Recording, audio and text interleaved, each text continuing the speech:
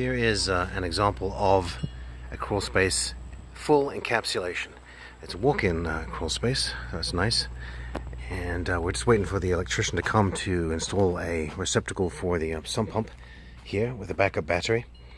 And we have our dehumidifier over here. And the customer wants to use the storage space for their business.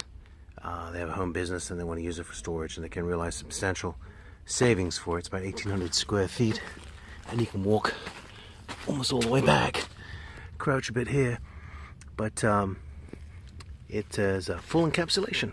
We also cleaned out the insulation and cleaned out all the mold as well beforehand, so that was taken care of.